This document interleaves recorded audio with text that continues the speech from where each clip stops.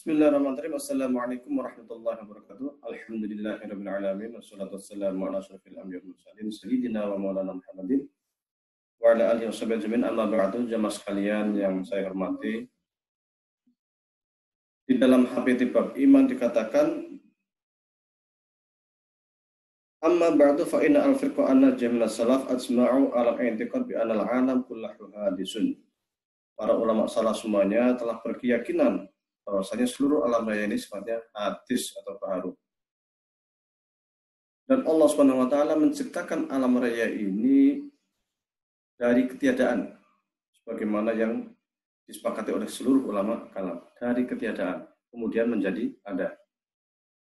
Wujudnya alam raya ini bukan kebetulan, tetapi merupakan kehendak iradah dari Allah Subhanahu wa taala. Allah mempunyai ilmu Allah itu sifatnya muhitun bi kulli syai'. Muhitun bi kulli syai' artinya adalah bahwa sesuatu yang belum terjadi telah Allah ketahui. Sesuatu yang sedang terjadi Allah ketahui dan sesuatu yang akan terjadi Allah ketahui.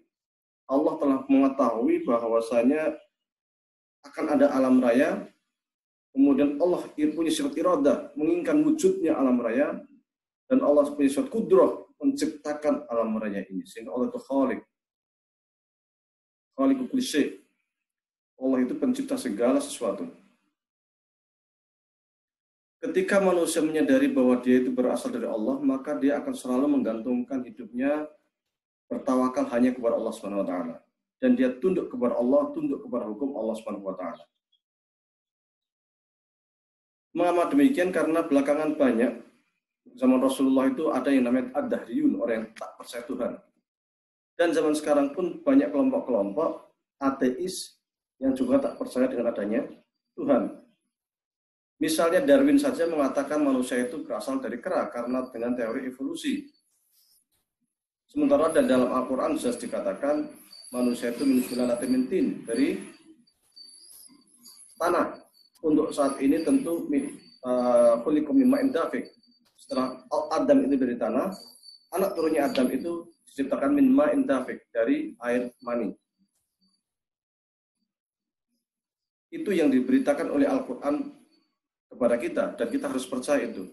Sehingga ketika kita percaya bahwa Allah menciptakan Adam dari tanah, kita tak perlu percaya bahwa manusia itu berasal dari kera. Ketika kita mempercayai manusia itu hasil evolusi kera, ini dampaknya justru sangat luar biasa, merusak.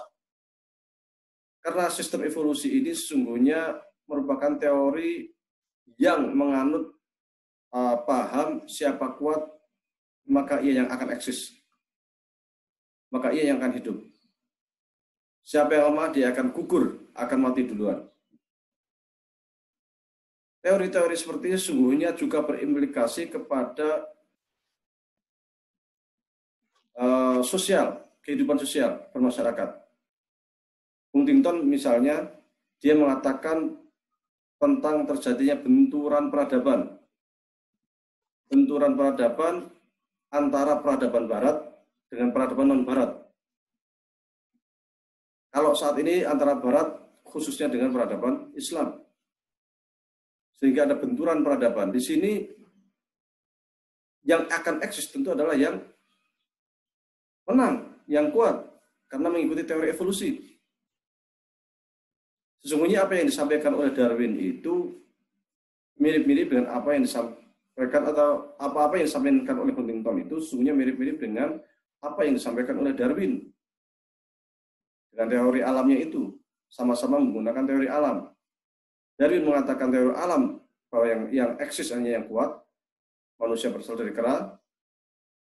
Kemudian di alam raya ini juga terjadi semua yang terjadi evolusi. Sementara Huntington mengatakan bahwa terjadi benturan peradaban dan yang kuat adalah yang akan menang. Kemudian dikuatkan oleh Fukuyama yang mengatakan bahwa peradaban ini sesungguhnya telah berakhir. Kenapa disebut berakhir? Karena yang menang saat ini adalah negara-negara kapitalis. Terbukti menurut mereka dunia ini sekarang semuanya berkiblat kepada barat, kepada negara-negara kapitalis. Karena mereka itu pijakan utamanya itu adalah materi, mereka hanya percaya kepada hal-hal yang sifatnya materi, maka mereka menomorduakan etika. teorinya Huntington ini pada akhirnya kita lihat di Irak, di mana Barat, Amerika berserta sekutu membombardir Irak, perang dengan Irak itu tidak main-main. Di dalam Islam perang itu ada aturan, yang dibunuh hanya militer saja. Tidak boleh membunuh anak-anak, tidak boleh membunuh wanita, tidak boleh membunuh orang tua, tidak boleh menghancur-leburkan bangunan, ataupun membakar pertanian. Tetapi apa yang terjadi di Irak? Semua hancur berantakan, semua terbunuh. Bahkan dilakukan embargo di Irak, sehingga ribuan bahkan jutaan anak kecil meninggal dunia. Orang-orang miskin banyak meninggal dunia, kelaparan karena diembargo. Jadi yang terkena dampak bukan hanya militer, tetapi seluruh masyarakat Irak. Dan embargo ini tidak hanya berlaku di Irak, ternyata waktu itu juga berlaku di Sudan, pernah diembargo juga, Iran juga pernah diembargo, dan lain sebagainya. Serangan militer juga terjadi di Afghanistan, serangan militer juga terjadi di Suriah, serangan militer juga terjadi di Libya, dan lain sebagainya. Apalagi ketika zaman imperialisme, orang-orang Barat datang ke dunia-dunia Islam, membantai umat Islam di mana-mana. Bukan hanya umat Islam sesungguhnya. Di Australia pun suku aborigin juga dibantai. Di Amerika pun suku Indian juga dibantai. Dan itu jutaan mereka bantai tanpa mengenal belas kasihan. Karena bagi mereka, suku mereka yang kuat adalah yang akan eksis dan akan bertahan. Sikap-sikap ini sungguhnya sangat berbahaya. Jiwa kemanusiaannya hilang. Karena mereka hanya percaya kepada materi dan yang dikejar adalah materi. Mengapa mereka sampai menyerang Irak, menyerang Afghanistan, menyerang Suriah, dan sebagainya? Karena yang mereka incar sesungguhnya adalah ekonomi, minyak, dolar, uang. Ini semua bias dari paham materialis. Di tingkat sosial, politik sangat berbahaya. Di tingkat individu pun sangat berbahaya. Muncul sikap-sikap individualistik. Orang hanya percaya pada dirinya sendiri, mementingkan dirinya sendiri. Sifat egoisme luar biasa. Terjadi kecelakaan di jalan, yang lain hanya bisa nonton, cuek, seakan-akan tidak terjadi apa-apa. Tidak kemudian lari bersama untuk menolong. Ini kan berbahaya. Egois luar biasa. Tetangganya meninggal, dia tidak tahu. Tetangganya sakit, dia pun tidak tahu. Dan dia akan bertetangga, akan berbaik kepada orang ketika dia mempunyai maslahat. Ketika tidak ada hal terkait maslahat, dia tidak akan bergaul sama seorang. Hanya individu saja yang dipikirkan. Menyembah individu saja. Ego. Super ego. Nah, ini adalah dampak daripada jiwa materialisme yang hanya percaya kepada materi. Semuanya didasarkan kepada materi. Tetapi Islam itu tidak. Semuanya dari Allah SWT. Sehingga terkait peradaban pun Islam tidak mengenal benturan peradaban, tetapi yang ada adalah kerjasama antar peradaban.